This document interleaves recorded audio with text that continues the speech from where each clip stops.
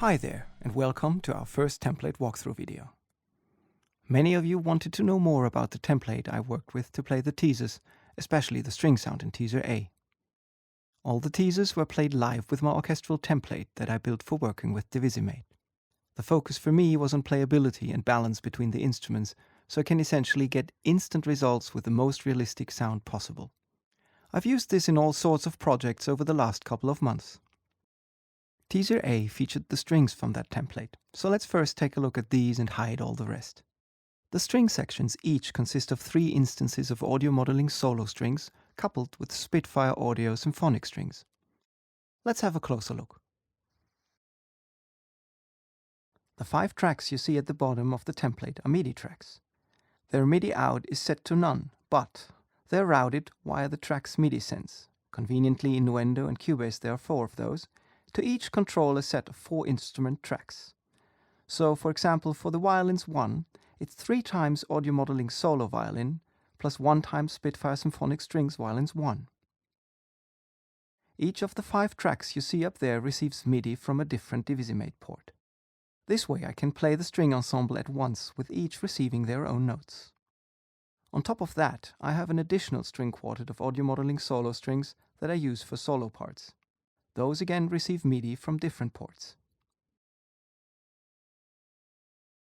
So, for the Spitfire symphonic strings, for example violins 1, all articulations are loaded on one track in one contact instance.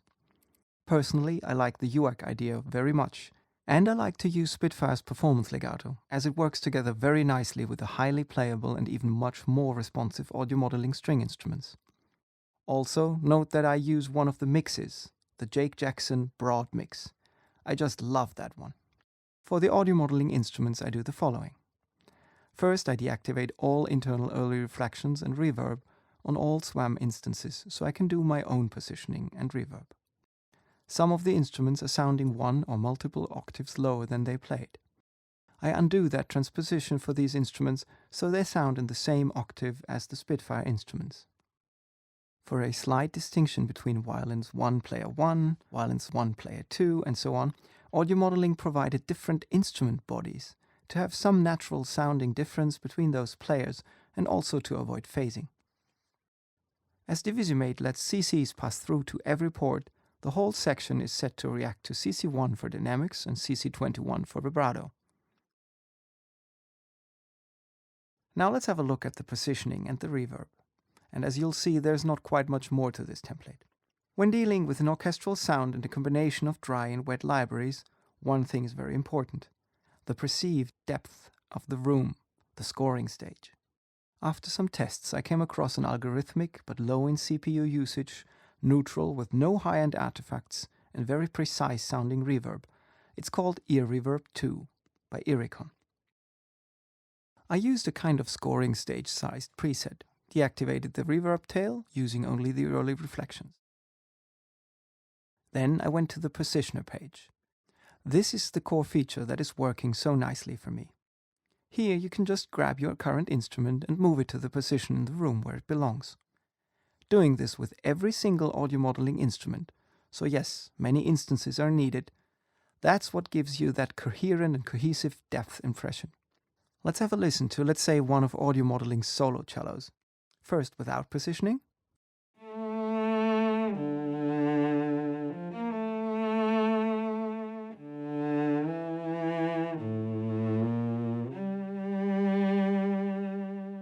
Then with moving it around a bit and to its correct position in the room.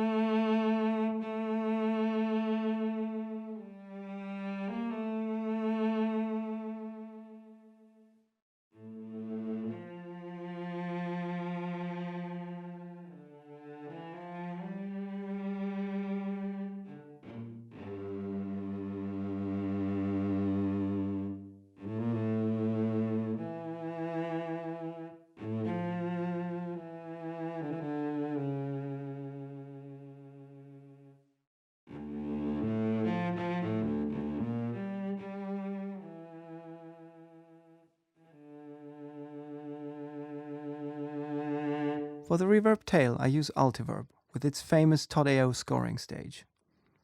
Note that I left these early reflections in as well, as it just sounds better like that. One more little thing. I use a room tone sample that lies underneath the whole simulation. You can get this one for free from Cinesamples. Every time I hear it, it fools me into believing there was this massive, famous sounding, but now quiet and patiently waiting scoring stage right there behind my studio desk.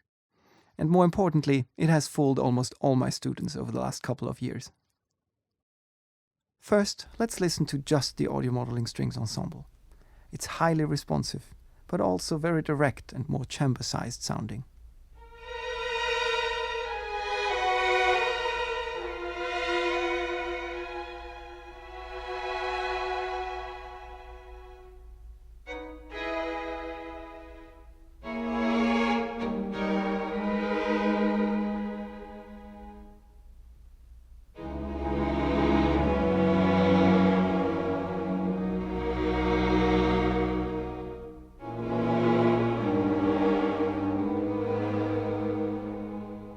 Now let's listen to only the Spitfire symphonic strings, which has a wonderful overall sound, but not that kind of responsiveness in dynamics and vibrato.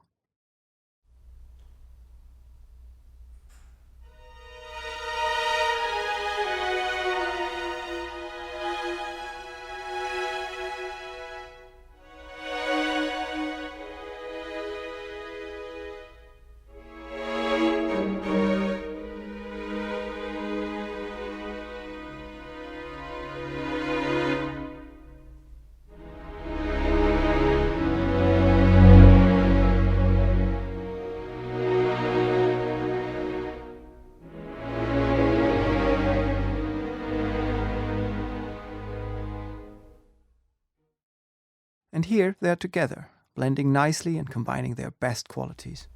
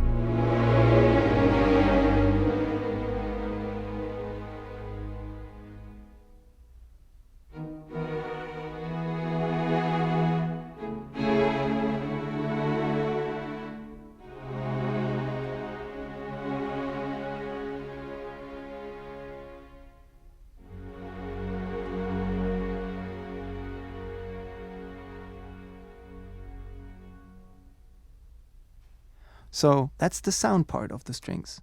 But I believe the thing that actually sells it is the performance aspect. I use a breath and bite controller by Tech Control to control dynamics and vibrato, so I have both hands free for playing.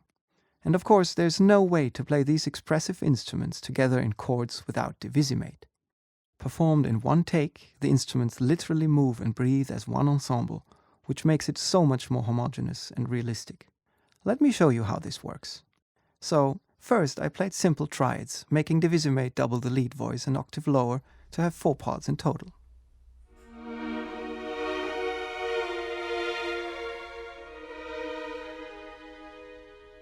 Then I play 4-note chords.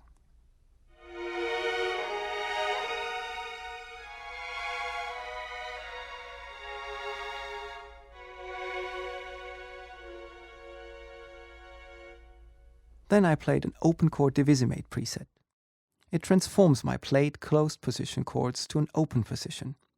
In this case, I let Divisimate transpose the first and third voice an octave lower, and routed these to ports 31 and 32. Then I played 2 presets that are quite similar. I activated the yellow melody range in Divisimate. It splits the keyboard into 2 playing ranges, the upper one being my melody color orchestration, the lower one being the harmonic background. In this case, it stays the open triad preset as mentioned above. The first color is a solo violin by Audio Modeling. The second one is again playing single notes with Divisimate, doubling these in octaves for violins 1 and 2, with an added solo violin another octave above.